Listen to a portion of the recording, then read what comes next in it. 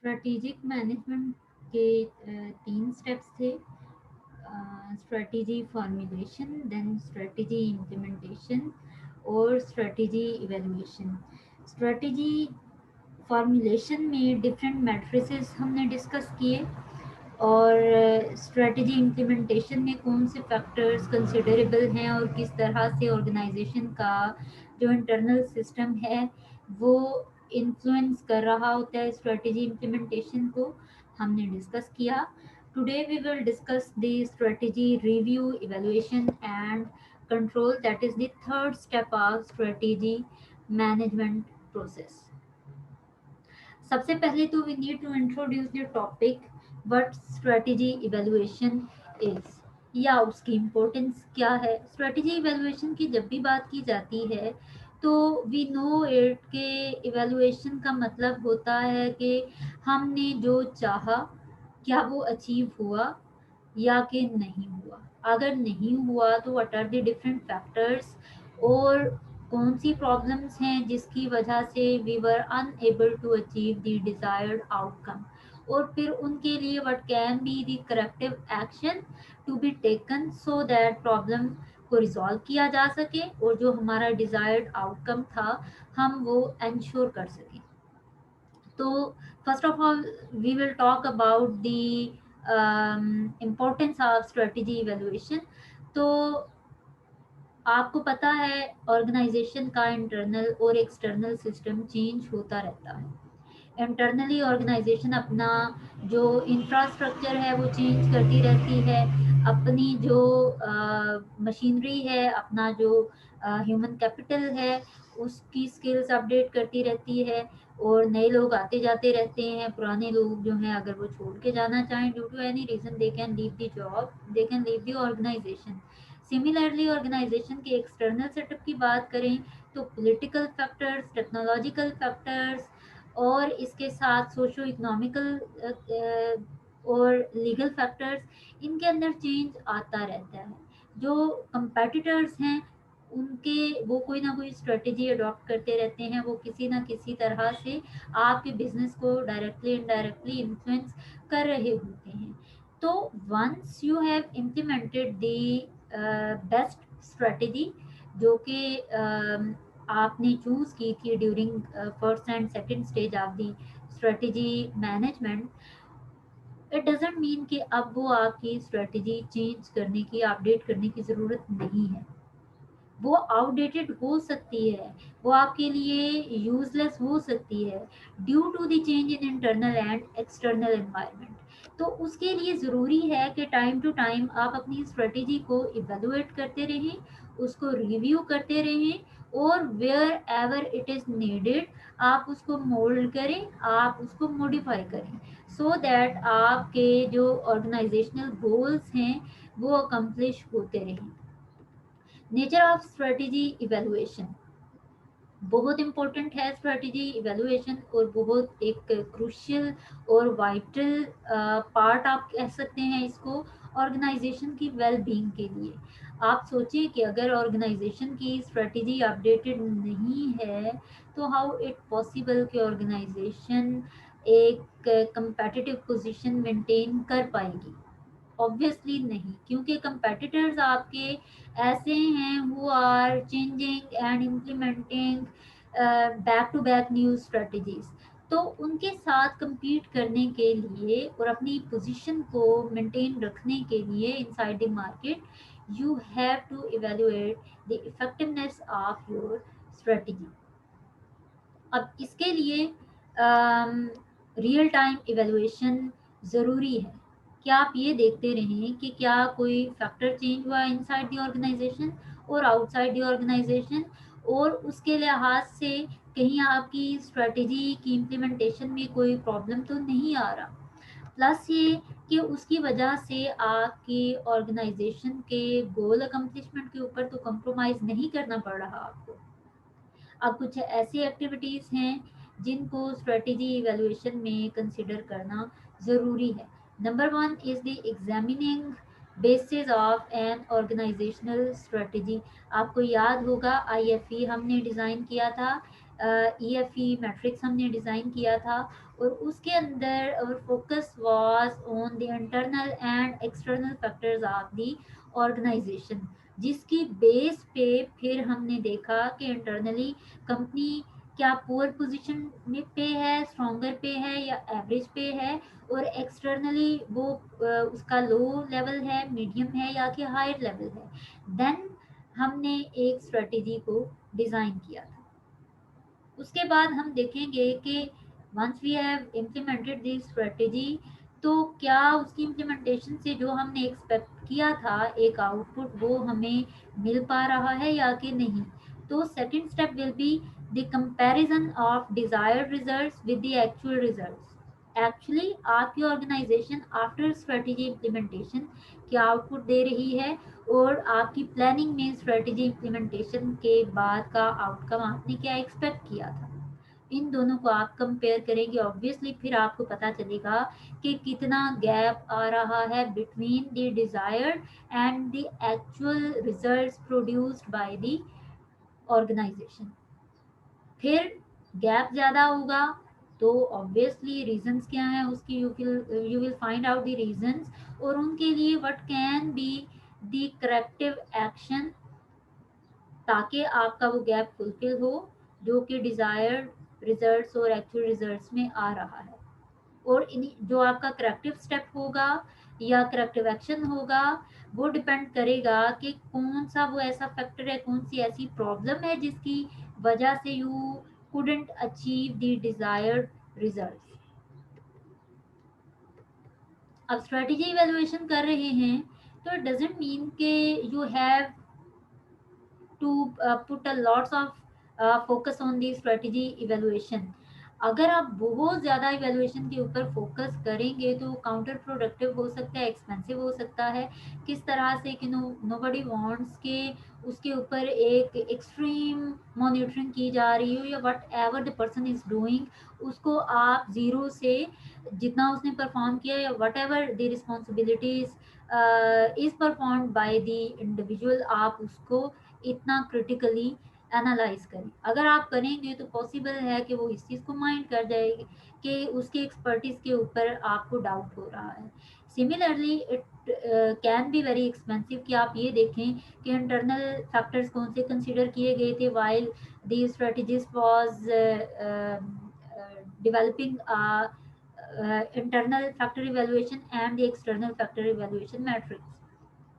तो उसके लिए फिर it will B time taking, और फिर ये कि स्ट्रेटजिस्ट ने जिस तरह के फैक्टर्स को कंसिडर किया था, क्या आपको उनकी कैपेबिलिटीज़ के ऊपर डाउट है, वो भी माइंड कर सकते हैं। तो ये काउंटर प्रोडक्टिव हो सकता है, उनको ये लगेगा कि शायद ऑर्गेनाइजेशन को हमारी क्रेडिबिलिटी के ऊपर ट्रस्ट नहीं है या कोई डाउट है।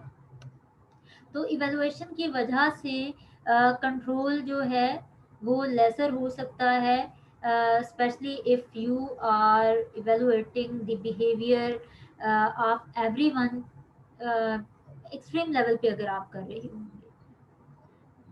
इट डजेंट मीन कि अब आप बिल्कुल इवेलुएशन करें ही ना, अगर नहीं करेंगे तो how it will be possible to know के जो डिज़ायर रिजल्ट्स थे वो अचीव हुए आफ्टर स्ट्रेटेजी इम्प्लीमेंटेशन या कि नहीं हुए। इसी तरह से too little evaluation can also be a worst scenario.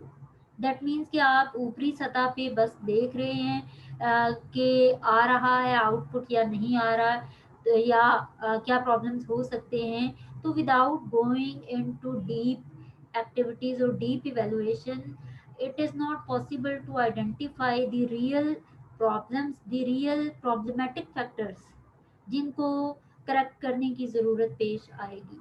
तो इसलिए एक मॉडरेट लेवल की जो इवेल्युएशन है स्ट्रेटजी के हवाले से वो ज़रूरी है, वो कंसिडरेबल भी है। Strategy evaluation is basically checking the organisational performance overall.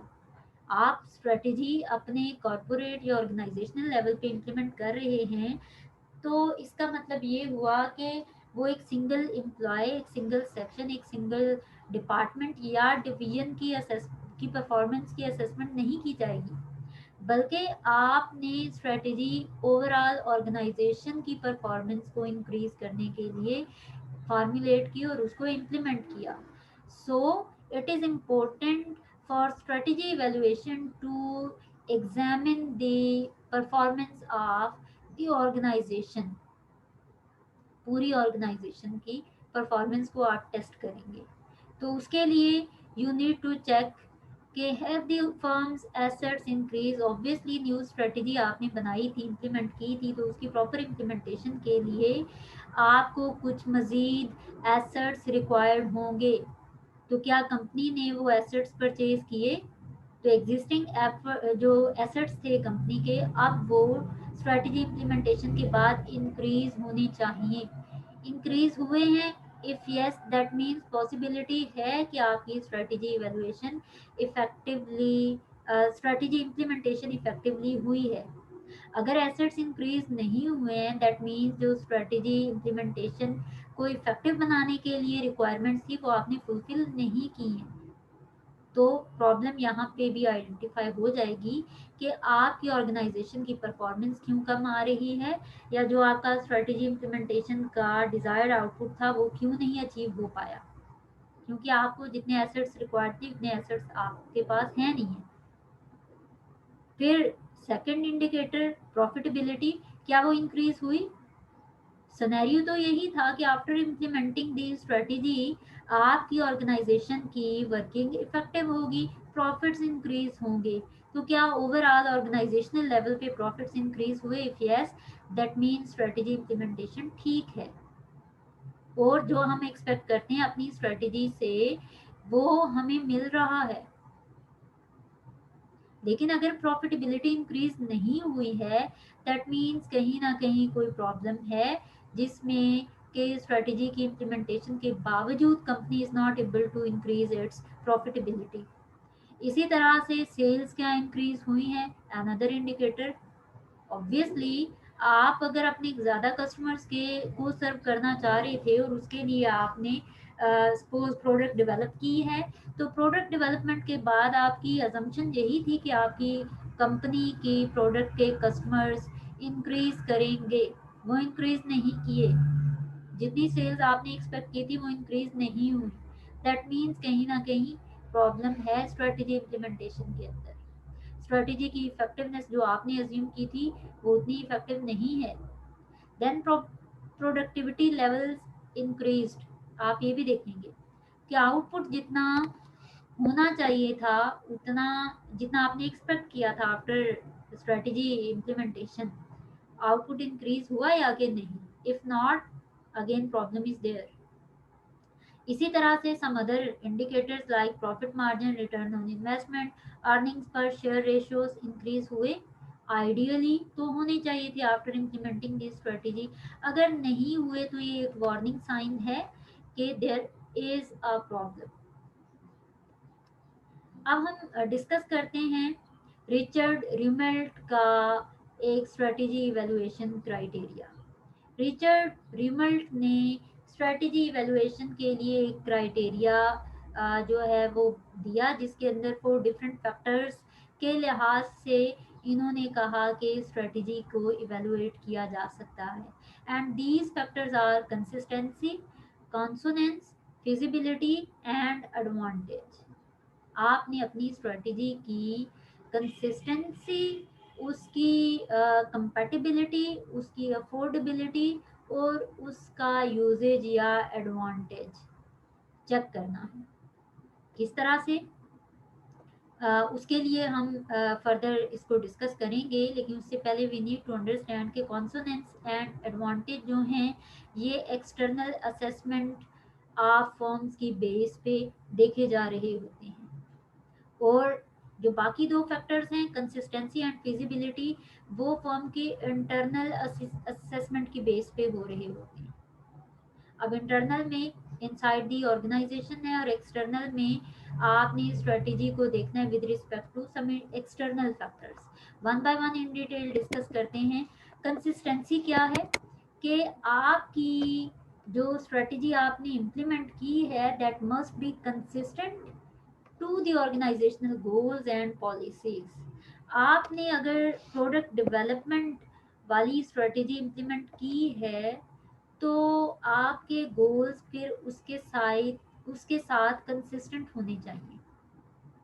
या तो जो आपके एग्जिस्टिंग गोल्स हैं, आपकी स्ट्रेटजी उसके साथ मैचिंग होनी चाहिए। लेकिन ऑब्वियसली ब्रॉडर लेवल पे हमने ये चीज़ देखी है ऑलरेडी कि स्ट्रेटजी ओवरऑल ऑर्गेनाइजेशन की इम्प्रूवमेंट के लिए, उसकी परफॉर्मेंस को इंक्रीज करने के लिए, उसकी प्रॉफिटेबिलिटी, उसकी सेल्स को इंक्रीज करने के लिए, उसके मार्केट शेयर को इंक्रीज करने के लिए फार्मुलेट और इम्प्लीमेंट की जा रही होती है।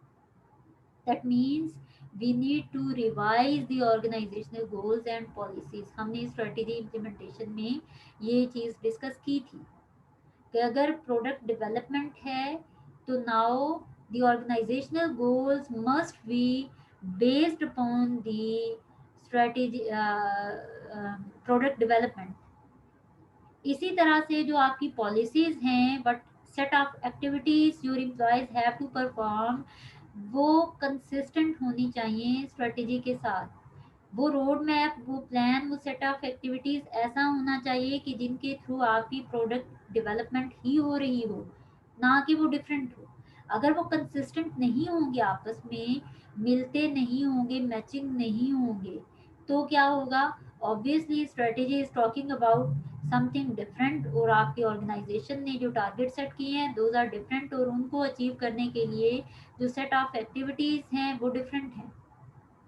तो सारी चीज़ें अगर अपनी अपनी मर्जी से या डिफरेंट सेट की गई हैं, तो देर इज़ नो चांस कि उनके अंदर कोई कंसिस्टेंसी होगी या वो मैचिंग होगी।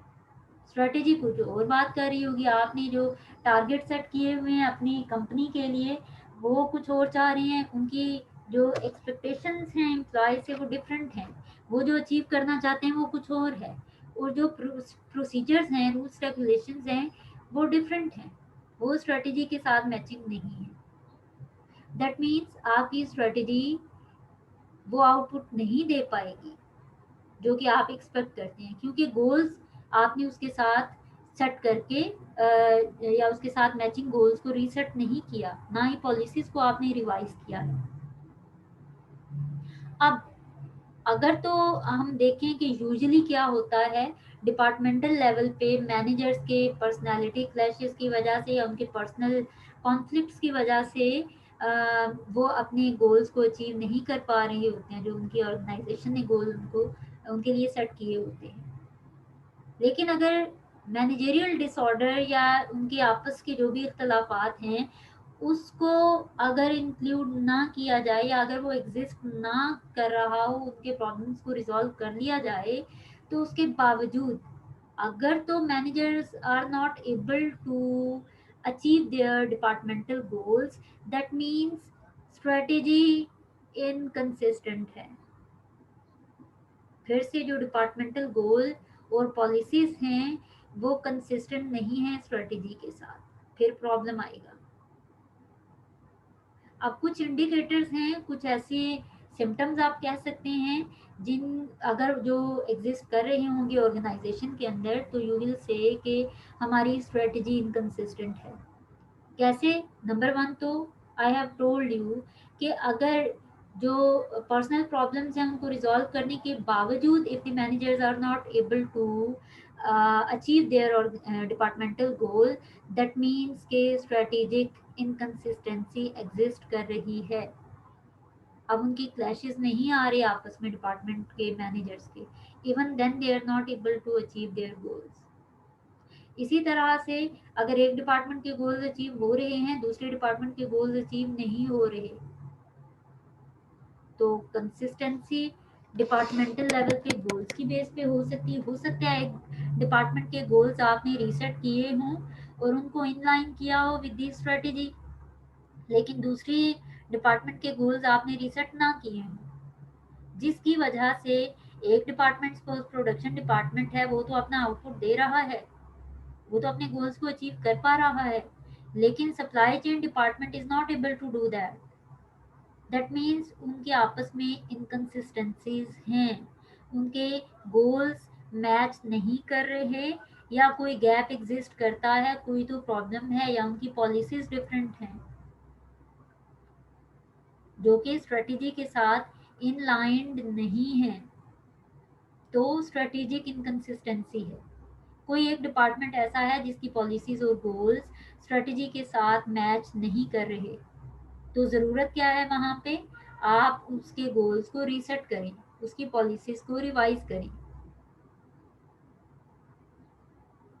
अगर डिपार्टमेंटल लेवल पे एक प्रॉब्लम एग्जिस्ट कर रहा है और वो सॉल्व नहीं हो पा रहा बाय द डिपार्टमेंटल मैनेजर, और उस प्रॉब्लम को फिर हायर अथॉरिटीज तक लेके जाना पड़े, दैट इज अगेन इंडिकेटिंग कि ये स्ट्रेटेजिक इनकंसिस्टेंसी है।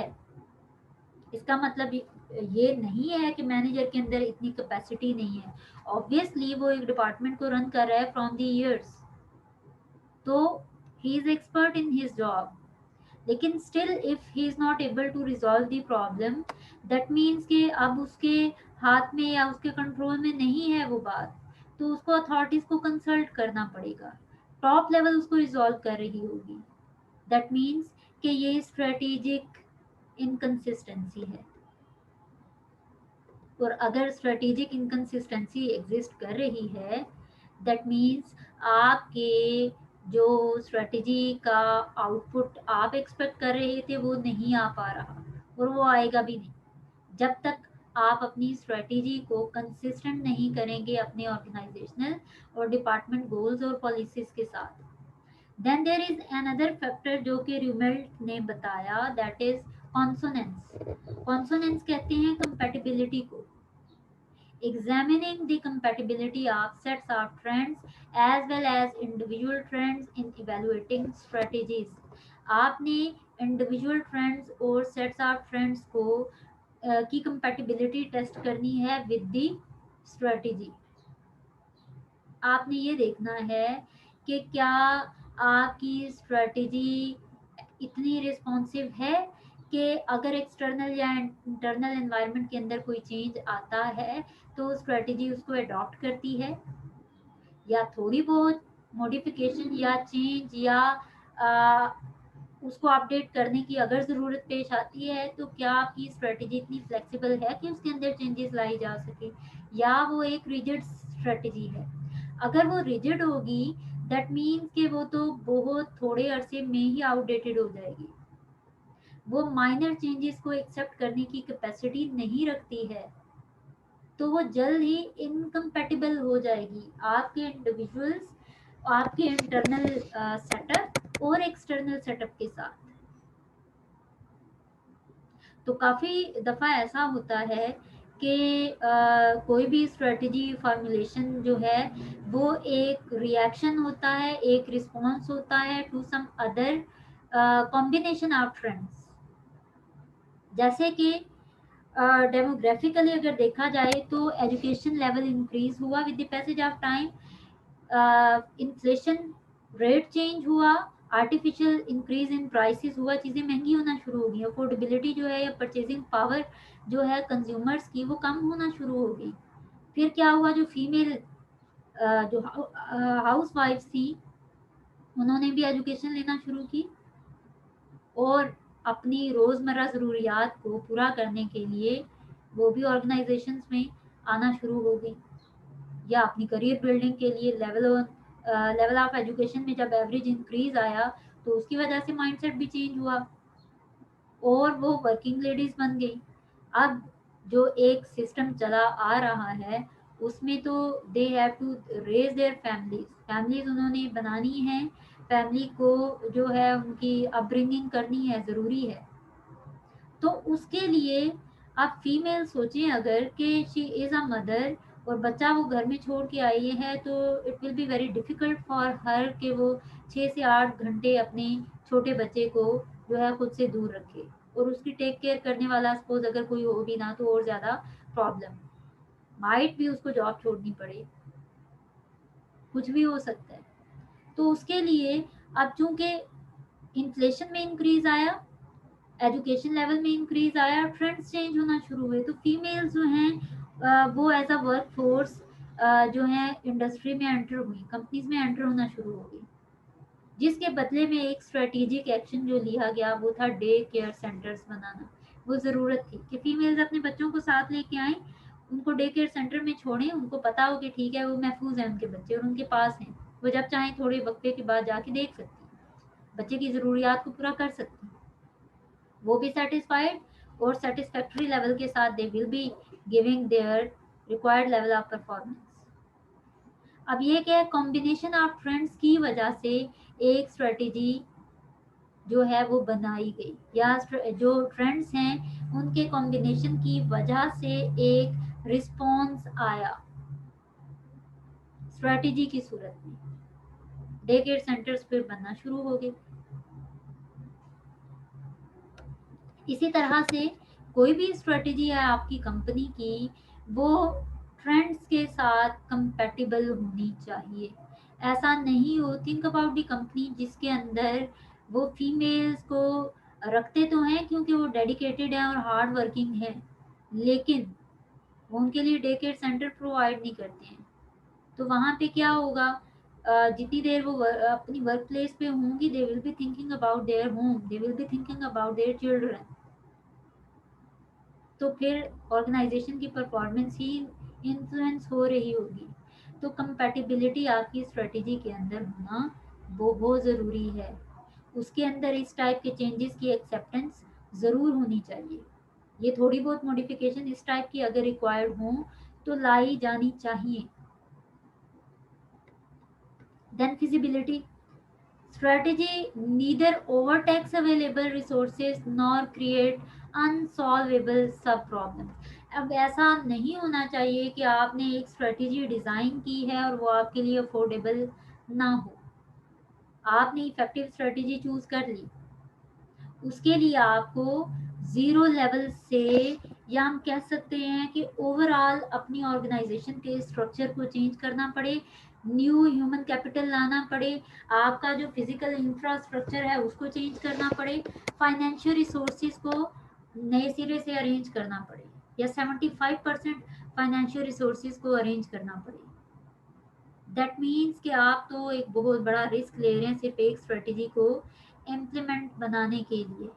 तो ये आपके लिए एक एक्सपेरिमेंटेशन हो सकती है, क्योंकि अगर आप इंफ्रास्ट्रक्चर चेंज करते हैं तो आपके ह्यूमन कैपिटल को ट्रेनिंग चाहिए होगी स्किल्स के हवाले से, ताकि वो अपने टास्क को परफॉर्म कर सकें, उस इंफ्रास्ट्रक्चर के हिसाब से वो कंफर्टेबल हो सकें।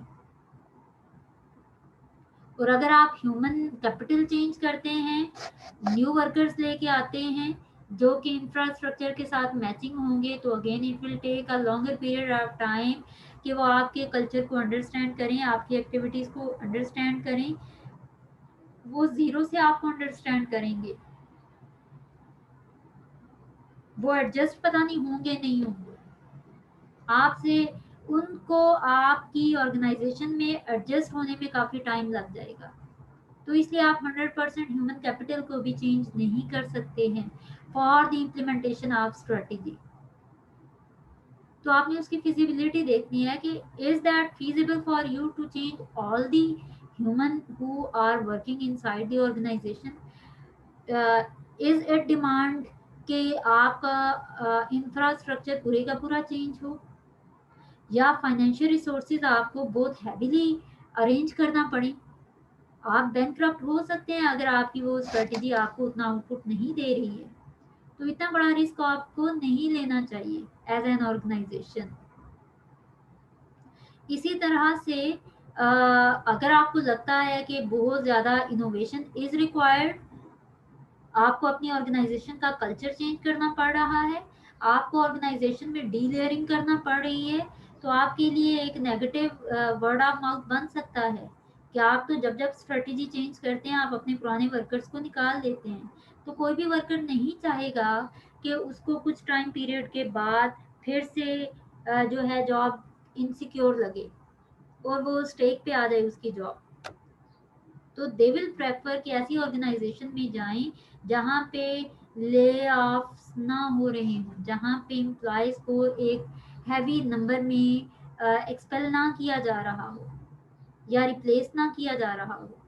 वो तो ऐसे ऑर्गेनाइजेशंस को प्रेफर करेंगे। तो आपने ये देखना है कि जो भी आप अरेंजमेंट्स कर रहे हैं in the form of your financial, physical and human resources, क्या वो आपके लिए अफोर्डेबल हैं, या आपको हर चीज़ को स्टेक पे रखना पड़ रहा है, हर चीज़ को रिस्क पे रखना पड़ रहा है? अगर तो हर चीज़ को रिस्क पे रखना पड़ रहा है तो सॉरी टू से strategy is not feasible for you. 25, 30, 35% आप चेंज ला सकते हैं फॉर स्ट्रेटेजी इम्प्लीमेंटेशन, और उस स्ट्रेटेजी को यूज़ करते हुए प्रॉफिट मैक्सिमाइजेशन और प्रॉफिट जो आपकी सेल्स इंक्रीज करना है, आप उस पर उसकी तरफ जाने के लिए 35% तक का चेंज एक्सेप्ट कर सकते हैं। लेकिन 70-75% change is not affordable for you. उसकी बजाय फिर you feel better to find के कोई ऐसी स्ट्रेटेजी आप देखें जो कि आपके लिए अफोर्डेबल हो। आपको थोड़ा बहुत चेंज अपने अंदर लाना पड़े। तो स्ट्रेटेजी अगर आपके लिए फिजिबल नहीं है तो पॉसिबिलिटी इज देयर कि आपका आउटकम जो एक्सपेक्ट कर रहे हैं आप वो नहीं मिलेगा। अगर आपको अपना प्लान जो है वो गिरवी रख के इन्वेस्टमेंट लेना पड़े तो फिर आप तो 100% अपने आप को स्टेक पे रख रही हैं। तो ऐसी स्ट्रेटेजी आपके लिए फिजिबल नहीं है। तो कंपनीज को चाहिए कि वो फिजिबल स्ट्रेटेजीज को अडॉप्ट करे और इम्प्लीमेंट करे, और उसमें जितनी बेहतरी हो सकती हो, जो इम्प्रूवमेंट हो सकती हो, वो step by step incremental level की जो चेंज है वो उसके अंदर लेके आए अपने सेटअप के अंदर। Then the fourth factor is advantage. अब आपने ये देखना है कि you are implementing you have implemented a new strategy, तो वो आपके कंपेटिटिव एडवांटेज में कितना कंट्रीब्यूट कर रही है। क्या आफ्टर इम्प्लीमेंटिंग दी स्ट्रेटेजी आप कंपेटिटिव एडवांटेज अचीव कर पा रहे हैं किसी भी एक सिलेक्टेड एरिया में, या किसी भी एक एक्सपर्टी की बेस पे, या कि नहीं। अगर तो एग्जिस्टिंग रिसोर्सेज को यूज करते हुए आप स्ट्रेटेजी को इस तरह से इम्प्लीमेंट करते हैं कि आप कंपेटिटिव एडवांटेज अचीव करते हैं, देन स्ट्रेटेजी आपके लिए इफेक्टिव है। इसी तरह से एग्जिस्टिंग स्किल्स को यूज करते हुए आप उस स्ट्रेटेजी को इम्प्लीमेंट कर रहे हैं और कंपेटिटिव एडवांटेज यूज अचीव करते हैं, दैट मीन्स आपके लिए वो स्ट्रेटेजी इफेक्टिव है, वो आउटपुट दे सकती है जो कि आप एक्सपेक्ट करते हैं, और आप वो आउटपुट अचीव कर रहे होते हैं। इसी तरह से जो आपकी करंट पोजीशन है, आपकी internal position in the form of strengths and weaknesses, उसी की बेस पे अगर आप स्ट्रेटेजी को इम्प्लीमेंट करते हैं और वो आपको डिजायर्ड रिजल्ट्स दे रही है तो strategy is effective for you. Existing resources, skills और existing position of the company की बेस पे अगर न्यू स्ट्रेटेजी आपको कंपेटिटिव एडवांटेज दे रही है, देन इट मीन्स कि वो आपके लिए एडवांटेजियस है।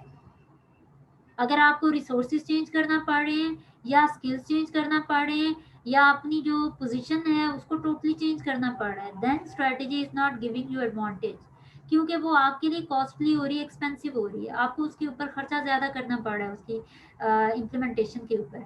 और हो सकता है जितना खर्चा करें उतना ही अगर आपकी वो कॉस्ट को सिर्फ रिकवर करती है तो सॉरी, वो आपको एडवांटेज नहीं दे रही है। तो ये 4 डिफरेंट फैक्टर्स हैं जिनकी बेस पे आप अपनी स्ट्रेटेजी को इवेलुएट करते हैं। Then reasons for why strategy evaluation is becoming difficult. हम जानते हैं एक्सटर्नल एनवायरनमेंट में चेंज आ रहा है। पहले कस्टमर्स के लिए companies were producing the products and marketing करते थे, और कस्टमर्स तो सबर शुक्र करते थे कि we are being offered a product जो कि हमारी नीड्स को सेटिस्फाई कर सकती है।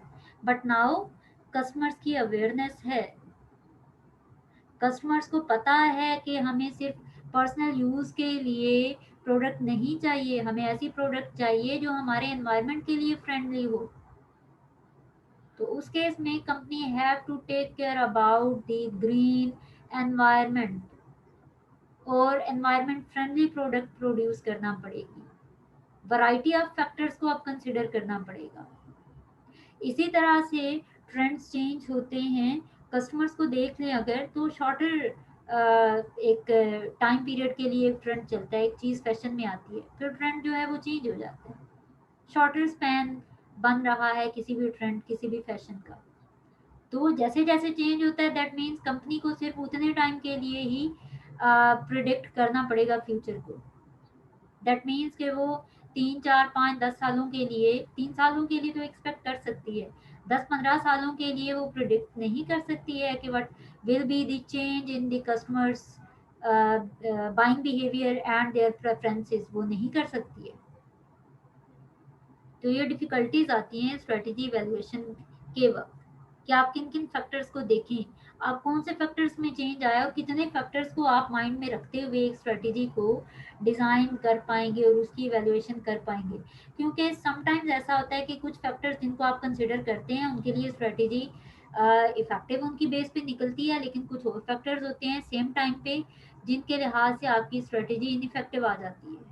तो you need to be very careful about considering the factors जिनके ऊपर आपने फोकस करना है और जिनकी बेस पे फिर आपने स्ट्रेटेजी को इवेलुएट करना है और उसके अंदर जो रिक्वायर्ड चेंजेस हैं वो करना पड़ेंगे। इसी तरह से number of variables are increasing right now, strategy evaluation tough होती जा रही है। कंज्यूमर की ही एग्जांपल ले लें, कंपेटिटर्स की एग्जांपल ले लें, आए दिन चेंज आता रहता है कंपेटिटर्स की स्ट्रेटजीज में, टेक्नोलॉजिकल एडवांसमेंट्स आ रही हैं, लोगों को एक्सपोजर मिलता जा रहा है, उनकी अवेयरनेस ज़्यादा बढ़ती जा रही है। तो हर एक चीज़ को कंसिडर करना और उसके लिहाज से स्ट्रेटजी को इवेलुएट करना is being very tough for the organisation. इसी तरह से आपके बेस्ट प्लान्स हैं वो ऑब्सोलिसेंट हो जाते हैं। कैसे कि आपकी वो डिप्लीट होना शुरू हो जाते हैं, वो यूजलेस होना शुरू हो जाते हैं। कि आपने एक बड़ा ही कमाल का प्लान बनाया, कमाल की स्ट्रेटेजी बनाई, इम्प्लीमेंट किया, लेकिन वही कि शॉर्टर टाइम पीरियड के लिए वो एक ट्रेंड था, बस ट्रेंड खत्म, आपकी strategy flop, dead strategy. The increase in the number of both domestic and world events affecting organization, और इसी तरह से आपके जो डिग्री ऑफ सर्टेनिटी है उसके ऊपर भी जो है वो प्रॉब्लम आती है वाइल इवेलुएटिंग दी स्ट्रेटजी। कैसे कि आपके डोमेस्टिक लेवल पे क्या चेंजेस आ रही हैं, या जैसे अभी ग्रीन एनवायरनमेंट की एग्जांपल ही मैं लूँगी, अब आना शुरू हो गई है। अब जो है वो पहले पॉलीथीन बैग्स में कंपनीज जो हैं या ब्रांड्स जो हैं वो अपनी प्रोडक्ट दे रही होती थी, लेकिन अब एनवायरनमेंट फ्रेंडली उनको बैग्स बनाना पड़ रहे हैं। तो इसको भी अंडरस्टैंड करना पड़ेगा।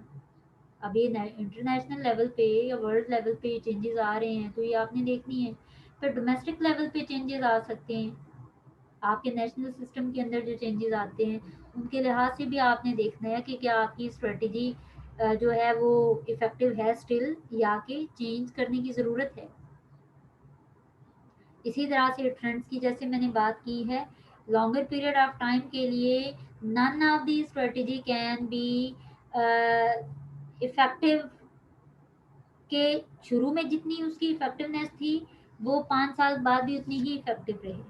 ट्रेंड्स चेंज हो रहे हैं, तो डिग्री ऑफ सर्टेनिटी कि आपकी स्ट्रेटजी 5 साल तक के लिए इफेक्टिव रहेगी, ये आप प्रोवाइड नहीं कर सकते, क्योंकि आपका एनवायरनमेंट अनसर्टन हो गया, आपको नहीं पता अगले लम्हे में किस तरह का क्या चेंज आएगा।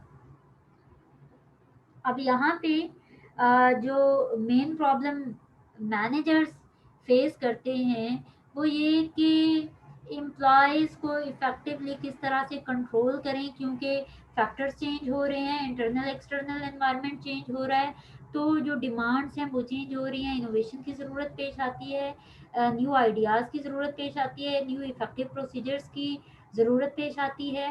एम्प्लॉयज़ जो हैं आप उनको इनिशिएटिव लेने जो है आपको लगता है कि उनको अलाउ करना चाहिए, अथॉरिटी डेलीगेट करनी चाहिए, उनको जो है वो ऑटोनॉमी देनी चाहिए सो दैट वो न्यू एक्सपेरिमेंट्स कर सकें। क्वेश्चन इज कि क्या आप इस चीज़ को कंट्रोल कर सकते हैं? कि क्रिएटिविटी का लेवल किस हद तक होगा, कितना आप उनको एक्सपेरिमेंटेशन करने देंगे, क्योंकि ऑर्गेनाइजेशन के पास लिमिटेड रिसोर्सेज होते हैं। Then if you talk about के एम्प्लॉयज को एम्पावर करना है, let them do whatever they want to do, however they want to do, तो इज देयर एनी गारंटी कि आपके बिजनेस के ऊपर कोई नेगेटिव इन्फ्लुएंस नहीं आएगा, या वो 100% एक्यूरेट एक्सपेरिमेंटेशन ही कर रहे होंगे, या whatever they are experiencing, उनका जो रिजल्ट आएगा या जो उसका इफेक्ट आएगा वो पॉजिटिव ही होगा। आप तो अपने पूरे के पूरे सेटअप को रिस्क पे रख रहे हैं। तो problems are there for managers कि वो स्ट्रेटेजी की इवेलुएशन और उसके बाद उसकी इफेक्टिवनेस को इंक्रीज करने के लिए क्या करें और क्या ना करें। अब यहाँ पे एक हम मैट्रिक्स देखते हैं जिसके में वी कैन से कि स्ट्रेटेजी किस तरह से इवेलुएट की जा सकती है। इसमें first of all we need to know कि क्या ऑर्गेनाइजेशन के इंटरनल स्ट्रेटेजिक पोजीशन के अंदर कोई मेजर चेंजेस आई हैं या कि नहीं आई, क्योंकि स्ट्रेटेजी न्यू बनी है, उसको इम्प्लीमेंट किया गया है, तो changes must be there in the internal strategic position of the company. जो स्ट्रेंथ्स थी कंपनी की, वो हो सकता है उनकी स्ट्रेंथ अब उतनी ना रही हो, या वो स्ट्रेंथ की बजाय वीकनेस बन गई, या जो वीकनेस है वो स्टिल वीकनेस है, नहीं है, चीज़ें देखना पड़ेगी। अगर वो चेंज नहीं होती हैं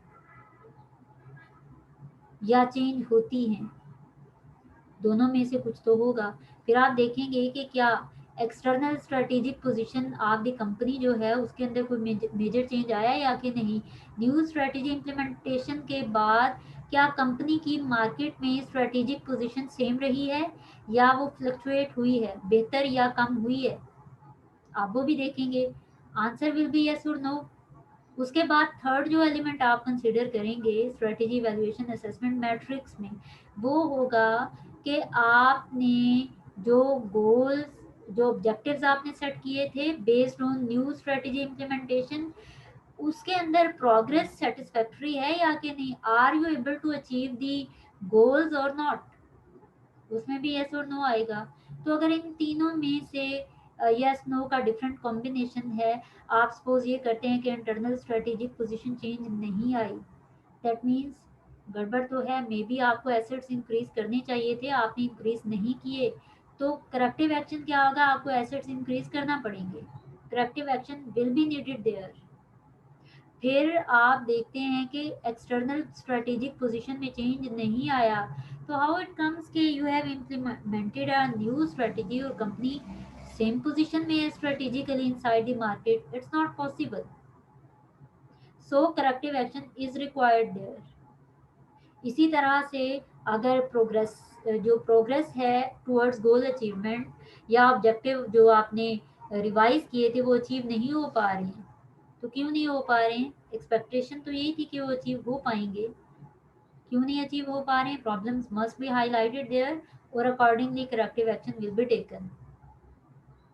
इसी तरह से अगर आप देखते हैं कि मेजर चेंज आया है इंटरनल स्ट्रेटेजिक पोजीशन में, एक्सटर्नल स्ट्रेटेजिक पोजीशन में, और जो सेटिस्फैक्ट्री एक गोल अकम्पलिशमेंट है वो भी हो रहा है, तो फिर फर्दर क्या स्टेप लेना पड़ेगा, या कोई स्टेप लेना पड़ेगा या नहीं, it depends upon the situation. Let's discuss about our strategy evaluation framework. Three important activities are included in this framework. Number one, review underlying basis of strategy. अब अंडरलाइन बेसिस कौन सी है स्ट्रेटेजी के लिए, the very first step of strategy formulation, internal factor evaluation matrix की development and external factor evaluation matrix की development. अब चूंकि you are evaluating the strategy, तो आपने स्ट्रेटेजी फॉर्मुलेशन में भी टाइम लगाया, इम्प्लीमेंटेशन में भी टाइम लगाया, आउटपुट आ रहा है नहीं आ रहा, सारी चीज़ें आपने देखनी है, तो रिव्यू इज नीडेड देयर। और रिव्यू में आप क्या देखेंगे कि कंपनी की जो इंटरनल स्ट्रेंथ्स और वीकनेसेस थी, क्या अभी भी वही इंटरनल स्ट्रेंथ्स और वीकनेसेस हैं, कंपनी की जो एक्सटर्नल अपॉर्चुनिटीज और थ्रेट्स थे, क्या अभी भी वो एक्सटर्नल अपॉर्चुनिटीज और थ्रेट्स हैं? तो उसके लिए जो आपने स्ट्रेटेजी फॉर्मुलेशन के फर्स्ट स्टेप में आईएफई मैट्रिक्स डिजाइन किया था, और अभी स्ट्रेटेजी इवेलुएशन में आप एक नया मैट्रिक्स डिजाइन करेंगे कि क्या अब इतना टाइम गुजरने के बाद कहीं कोई चेंज तो नहीं आया इंटरनल फैक्टर्स के अंदर, अपॉर्चुनिटी जो स्ट्रेंथ थी वो वीकनेस तो नहीं बन गई है, या वीकनेस अपॉर्चुनिटीज तो नहीं बन गई हैं, या जो मेजर वीकनेस थी, माइनर वीकनेस थी, वो मेजर वीकनेस तो नहीं बन गई है। आप इन चीज़ों को देखेंगे। इसी तरह से अब आपने वो एक नया मैट्रिक्स डेवलप किया आईएफई, तो पुराना आईएफई और नया आईएफई आप दोनों को कंपेयर करेंगे। अगर गैप एग्जिस्ट करता है, दैट मीन्स आप जो आपकी पहले आपने स्ट्रेंथ्स देखी थी, अब with the passage of time वो स्ट्रेंथ्स नहीं रही हैं। अगर वो वीकनेसेस बन गई हैं तो इनको किस तरह से इम्प्रूव किया जाएगा, corrective action will be taken there. Then next step आप देखेंगे एक्सटर्नल फैक्टर इवैल्यूएशन। जो आपने अपॉर्चुनिटीज आपको लग रहा था उस टाइम पे, क्या आफ्टर इम्प्लीमेंटेशन ऑफ स्ट्रेटेजी और फॉर्मुलेशन में जो टाइम लगा, क्या उसके बाद still that opportunity is the same level of opportunity for your business और नॉट? अगेन उसके लिए you need to develop another EFE matrix, external factor evaluation matrix, और फिर दोनों को कंपेयर करेंगे, पुराने वाले को और जो भी आपने न्यूली डेवलप किया है उसको, और गैप आइडेंटिफाई करेंगे। अगर आपको लगता है कि पहले जो अपॉर्चुनिटी थी अब वो थ्रेट बन रही है, तो what is your internal strength कि जिसके थ्रू आप उसको ओवरकम कर सकते हैं।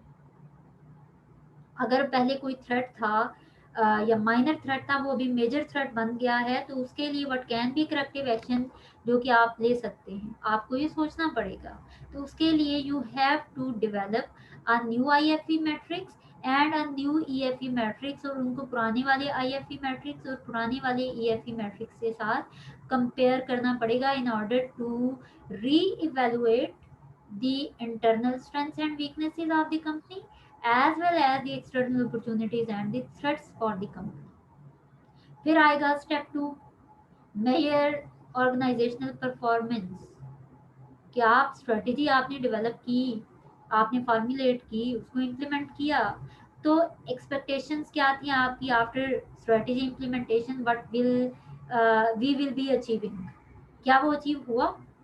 तो उसके लिए हम क्या करते होते हैं, ऑर्गेनाइजेशनल परफॉर्मेंस जो एक्चुअल है, जो अभी ऑर्गेनाइजेशन की performance after implementation of the strategy organisation दे रही है, उसको कंपेयर करेंगे with the expected level of performance जो आपके प्लान में आप था कि अगर हम यूं करेंगे तो ये अचीव कर पाएंगे, उनको कंपेयर करेंगे, डिफरेंस देखेंगे, और फिर अप्रोप्रिएट करेक्टिव एक्शन अगर तो नीडेड होगा तो आप उसको इनिशिएट करेंगे। सो थर्ड स्टेप आएगा टेक करेक्टिव एक्शन। अब इट डजेंट मीन कि पहले आपने रिव्यू करना है इंटरनल और एक्सटर्नल फैक्टर मैट्रिसेस पुराने और नए वाले को, और फिर आपने ऑर्गेनाइजेशनल परफॉर्मेंस को देखना है, और फिर उसके बाद करेक्टिव एक्शन लेना है। करेक्टिव एक्शन जो है वो साइड बाय साइड चल रहा है, आपके फर्स्ट स्टेप में भी आपके सेकेंड स्टेप में भी। डिस्कशन में मैंने आपको बताया कि जहाँ जहाँ पे गैप आ रहा है उस गैप को फिल करने के लिए वट एवर इज रिक्वायर्ड वही आपका करेक्टिव एक्शन है। हम इसका फ्रेमवर्क डायग्रामेटिकली अंडरस्टैंड करते हैं कि फर्स्ट स्टेप जैसे मैंने बताया, आप अंडरलाइंग बेसिस ऑफ स्ट्रेटेजी जो आईएफई और ईएफई है इसको रिव्यू करेंगे, और रिव्यू का तरीकाकार क्या होगा, पुराने और न्यूली डेवलप्ड आफ्टर इम्प्लीमेंटेशन दी स्ट्रेटेजी, आप न्यूली डेवलप्ड आईएफई मैट्रिक्स को पुराने वाले स्ट्रेटेजी फॉर्मुलेशन में जो आईएफई मैट्रिक्स आपने डेवलप किया था उसके साथ कंपेयर करेंगे। इसी तरह से ईएफई को आप जो है वो कंपेयर करेंगे। फिर आप देखेंगे कि is there any difference occur, if yes gap आया है अगर, तो फिर you need to go for taking a corrective action.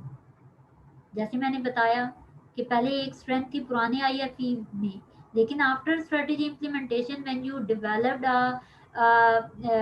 N internal factor evaluation matrix, तो वो स्ट्रेंथ आपकी वीकनेस में कन्वर्ट हो गई है। तो करेक्टिव एक्शन क्या होगा कि उस वीकनेस को आप इम्प्रूव कर ओवरकम करें, उसके ऊपर काम करें, उसको आप कन्वर्ट करें इनटू योर स्ट्रेंथ। उसके लिए हो सकता है आपको अपने एसेट्स को इंक्रीज करना पड़े। If difference doesn't occur, then आप क्या करेंगे, jump to the second step, organisational performance को मेजर करेंगे। दैट मीन्स आपका जो IFE मैट्रिक्स पुराने वाला था, जो पुराने आपके इंटरनल स्ट्रेंथ्स और वीकनेसेस थी, वही अभी भी स्ट्रेंथ्स और वीकनेसेस हैं, और जो पुरानी एक्सटर्नल अपॉर्चुनिटीज और थ्रेट्स थे वो अभी भी वही वाले सेम अपॉर्चुनिटीज और थ्रेट्स हैं। दैट मीन्स अब आपको, आप उस स्टेप में क्लियर हो गए हैं, तो you need to move forward to the examining the organisational performance. कि शुरू में जो फैक्टर्स कंसिडरेबल थे वो तो ठीक हैं, उनमें कोई चेंज नहीं आया, तो सेट मतलब ये कि उसमें हम सेटिस्फाइड हैं, वो जैसा होना चाहिए था वैसा ही है, जिसकी बेस पे हमने स्ट्रेटेजी डिज़ाइन की वो वैसे ही हैं। That means no corrective action is required in this step. तो नेक्स्ट आप कंपेयर करेंगे कि एक्चुअली क्या अचीव कर रही है ऑर्गेनाइजेशन और एक्सपेक्टेशंस क्या थी। फिर आप देखेंगे कि if difference is there, actual output is lower than the expected output, तो फिर डिफरेंस है तो you have to go for corrective action. इसी तरह से अगर आप देखते हैं कि आपके प्रॉफिटेबिलिटी सपोज इंक्रीज करनी चाहिए थी, लेकिन प्रॉफिट्स इंक्रीज नहीं हो रहे हैं, तो फिर करेक्टिव एक्शन क्या हो सकता है कि आपको अपने प्रोसीजर्स को चेंज करना पड़े, पॉलिसीज को चेंज करना पड़े, उनको कॉस्ट इफेक्टिव पॉलिसीज बनाना पड़े, वो करेक्टिव एक्शन हो जाएगा। और अगर डिफरेंस अकर नहीं करता तो फिर आप थर्ड स्टेप पे जाएंगे, वो क्या है कि फैक्टर्स भी वही हैं, परफॉर्मेंस भी ठीक चल रही है, जैसा हमने एक्सपेक्ट किया उतना ही आउटपुट आ रहा है, तो everything is going well. That means किसी भी तरह का कोई चेंज इज नॉट रिक्वायर्ड, सो हमारी स्ट्रेटेजी इफेक्टिवली परफॉर्म कर रही है, स्ट्रेटेजी इज इफेक्टिव, तो हम उसको कंटिन्यू रखेंगे।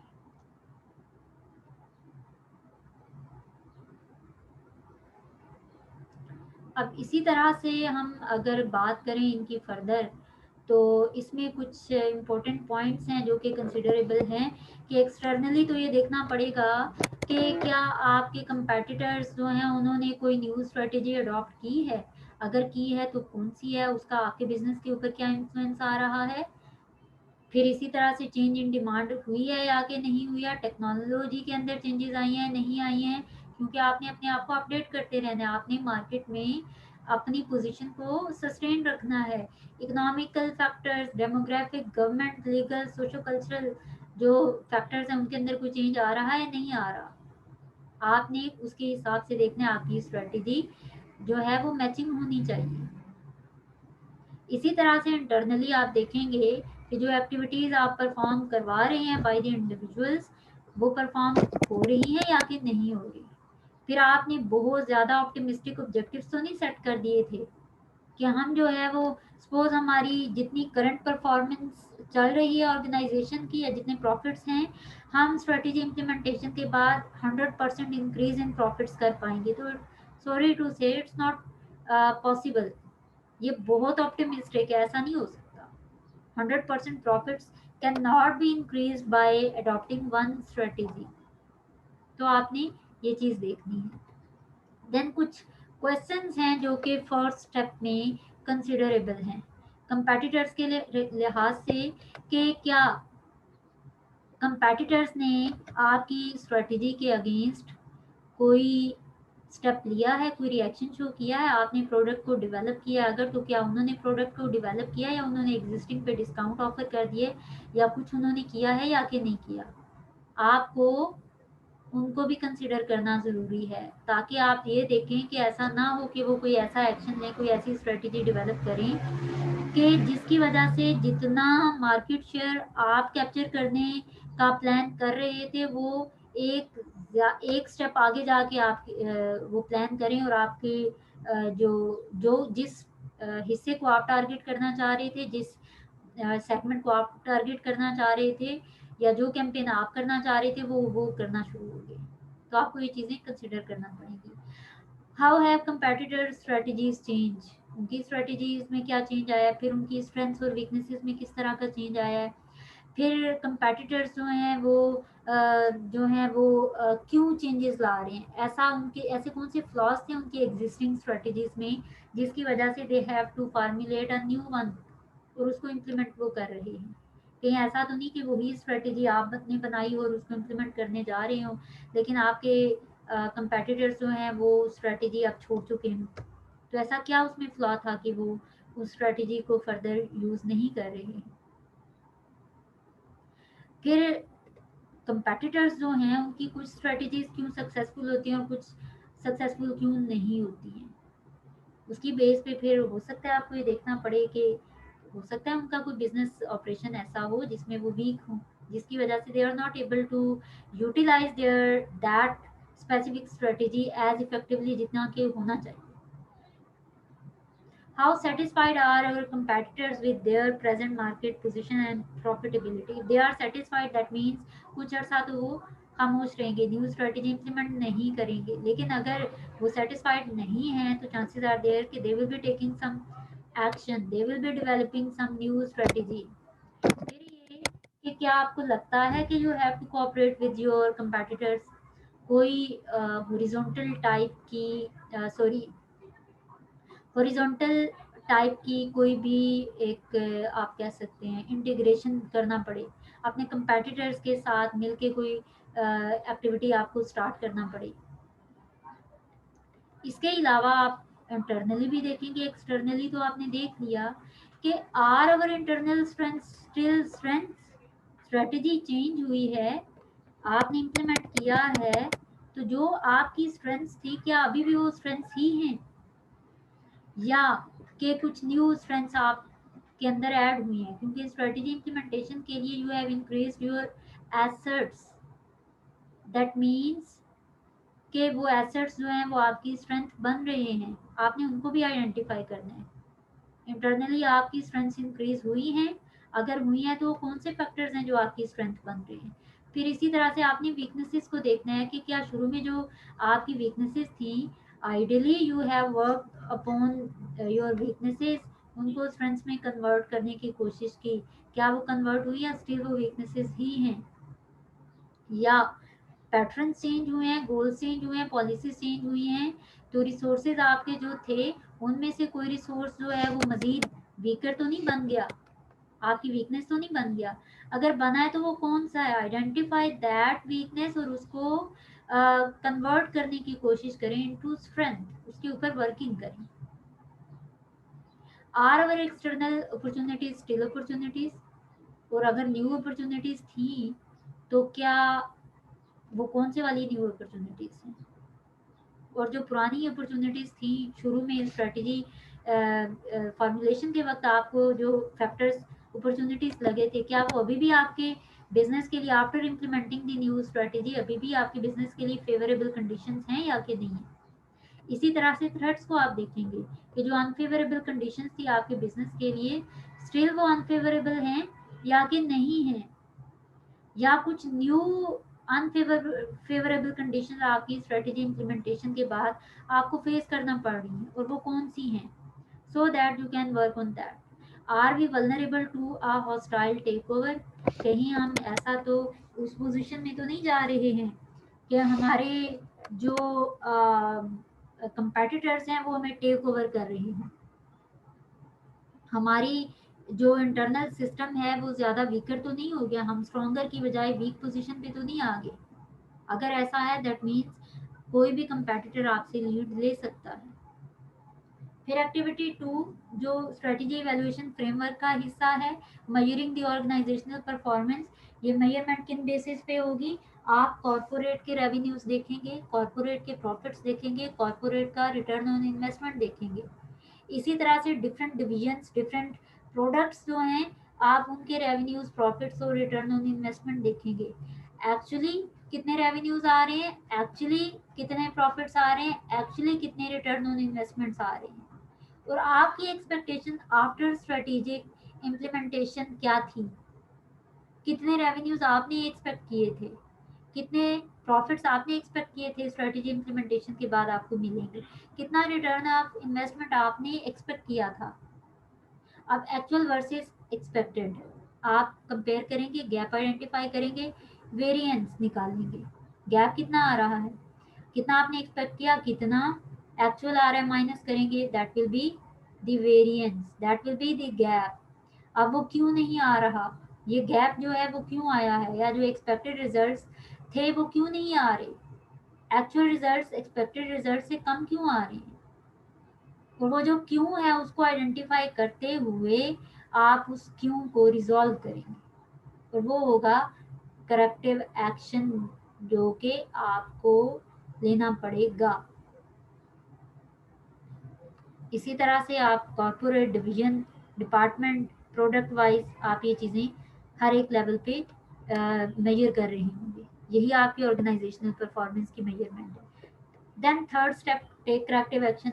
किस टाइप के करेक्टिव एक्शंस लिए जा सकते हैं, to correct unfavourable variance. Gap अगर बहुत ज़्यादा आ रहा है, वो माइनर गैप नहीं है, दैट मीन्स स्ट्रेटेजी इम्प्लीमेंटेशन जितनी इफेक्टिव होनी चाहिए थी उतनी हो नहीं पा रही है। तो what are the different reasons, उनको वेरिएंस या गैप की फॉर्म में आपने आइडेंटिफाई तो कर लिया। Now it's time to resolve those problems.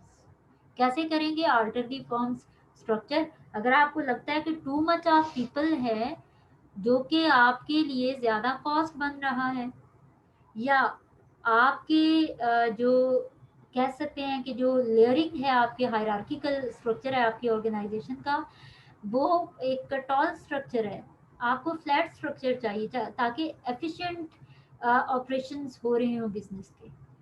या आपको लगता है कि वाइडर स्पैन ऑफ कंट्रोल था तो अभी नैरो करना चाहिए, नंबर ऑफ सबऑर्डिनेट्स जो है एक अथॉरिटी के अंडर वो कम करने चाहिए,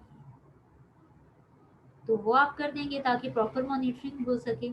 रिप्लेस वन, इसी तरह से अगर आपको लगता है कि डिसेंट्रलाइज डिसीजन मेकिंग करनी चाहिए, डेलीगेशन ऑफ अथॉरिटी करना चाहिए, गो फॉर दैट, वो करेक्टिव एक्शन होगा। इसी तरह से रिप्लेस वन और मोर की इंडिविजुअल्स, अगर आपको लगता है कि आपके मैनेजर्स जो हैं उनकी कैपेबिलिटीज इनफ नहीं है, दैट मीन्स कि आपको अब इनफ कैपेबिलिटी वाला एक मैचिंग एबिलिटीज वाला इंडिविजुअल दरकार है, तो उसके लिए आप मैनेजर चेंज कर दें। डाइवर्सिटी डिवीजन, अगर आपको लगता है कॉर्पोरेट है जिसमें कि मल्टीपल डिवीजन्स के लिए न्यू स्ट्रेटेजी इज इम्प्लीमेंटेबल और वो इफेक्टिव रिजल्ट्स दे रही है, but there is a division जिसकी वजह से आपकी स्ट्रेटेजी इम्प्लीमेंट नहीं हो पा रही, या उसके लिए वो उसमें इनकॉर्पोरेट नहीं हो पा रही है वो डिवीजन उस स्ट्रेटेजी के अंदर, या वो हर्डल क्रिएट कर रही है, डाइवर्स दैट पर्टिकुलर डिवीजन, वो नहीं चाहिए आपको। अगर 6 डिवीजन्स को एक स्ट्रेटेजी फायदा दे रही है और एक को फायदा नहीं दे रही है, कट दैट डिवीजन ऑफ, ये करेक्टिव एक्शन होगा। इसी तरह से अगर कैपिटल आपको रिक्वायर्ड है, न्यू एसेट्स आपको परचेज करना है, तो उसके लिए अगर कैपिटल इनफ नहीं है, you can even then divest division, अगर आपके लिए डिवीजन को डाइवेस्ट करना प्रॉफिटेबल है तो। alter the firm's vision and mission, what ever is required. Strategy change हुई, प्लान चेंज हुआ, न्यू टारगेट्स आए, न्यू गोल्स बने, जो आपकी डिजायर डेस्टिनेशन है हो सकता है वो अब न्यू हो, उसके अंदर चेंज लाना पड़े, ले आए change, don't compromise on that. Revise objective, strategy change आपकी चेंज हुई है तो लॉन्ग टर्म प्लानिंग चेंज हुई, तो आपको शॉर्ट टर्म टारगेट्स भी अपने अकॉर्डिंगली सेट करना पड़ेंगे। उनको अचीव करने के लिए जो रूल्स रेगुलेशंस प्रोसीजर्स हैं, सेट ऑफ एक्टिविटीज़ हैं, स्ट्रेटजीज हैं, पॉलिसीज़ हैं, उनको भी चेंज करना पड़ेगा। Go for it. Install new performance incentives, अब स्ट्रेटजी चेंज हो रही है, स्ट्रेटजी को इम्प्लीमेंट किया जा रहा है, हो सकता है आपके मल्टीपल फियर्स की बेस पे आपके एम्प्लॉयज़ रेजिस्टेंस शो करें, उसको डिक्रीज करने के लिए केपीआईज को चेंज कर दें। उनको पता होगा कि अब हम अगर केपीआईज जो हैं वो उसकी बेस पे हमारी परफॉर्मेंस अगर लो आती है तो हमारी जॉब इनसिक्योर हो जाएगी, we can be kicked out of the organisation at any point of time. तो वो सीरियसली परफॉर्म कर रहे होंगे, और उन केपीआईज के साथ आप इंसेंटिव अटैच कर दें, कोई रिवार्ड अटैच कर दें, कोई बोनस अटैच कर दें कि जो इन केपीआईज पे इस लेवल तक परफॉर्म करेगा उसके लिए दिस इज अ बोनस।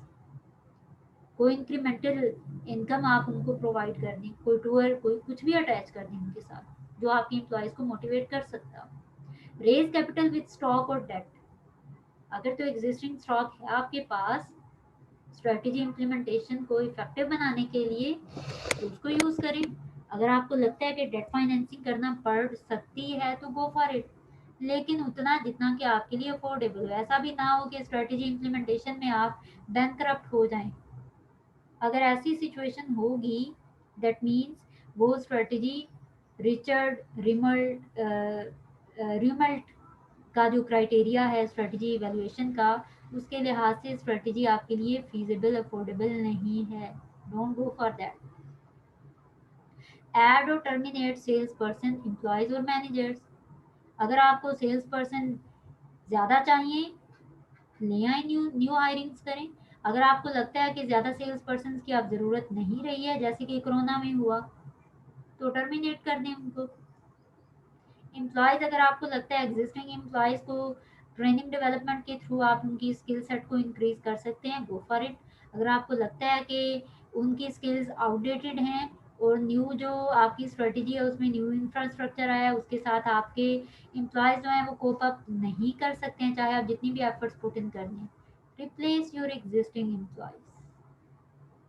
इसी तरह से कोई मैनेजर है, की रिस्पॉन्सिबिलिटीज उसके पास हैं, if he is not having enough set of skills, replace him या उसकी डेवलपमेंट करें। वट एवर इज नीडेड वो आप करें। एलोकेट रिसोर्सेज डिफरेंटली, पहले एक डिपार्टमेंट था, पुराने जो भी परफॉर्मेंस थी या ऑब्जेक्टिव्स थे उनके अकॉर्डिंग उनको ज़्यादा रिसोर्सेज चाहिए थी, आप दे रहे थे, लेकिन अब वाली स्ट्रेटजी के अकॉर्डिंग उस डिपार्टमेंट को कम रिसोर्सेज रिक्वायर्ड हैं, आप उनको कम प्रोवाइड करना शुरू कर दें। रिसोर्सेज एलोकेशन आप चेंज कर देंगे as per the requirement of the new implemented strategy. अब ऑब्जेक्टिव्स भी चेंज हुए ना, टारगेट्स भी चेंज हुए, पॉलिसीज जो वे ऑफ परफॉर्मिंग टास्क है वो भी चेंज हुआ, तो रिसोर्सेज एलोकेशन भी चेंज होगा। देन आउटसोर्स और री इन बिजनेस फंक्शंस। अगर आपको लगता है कि अपडेटेड स्ट्रेटजी इम्प्लीमेंट करके कोई ऐसा बिजनेस फंक्शन है जो कि आपकी मेजर वीकनेस बन रहा है, आप उस फंक्शन को आउटसोर्स कर दें। या पहले अगर आपकी कोई वीकनेस थी, आपने आउटसोर्स किया हुआ था, लेकिन due to new strategy implementation वो काम आप कर सकते हैं क्योंकि एक्टिविटीज चेंज हुई, आप उसको दोबारा से खुद करना शुरू कर दें, आउटसोर्सिंग खत्म कर दें। अब ये करेक्टिव एक्शन सजेशंस हैं, पॉसिबिलिटीज हैं, इट डजंट मीन कि ये सारे करेक्टिव एक्शन आप लागू कर दें। Wherever whatever action is required, simply उसको चूज करें। That's all about strategy evaluation.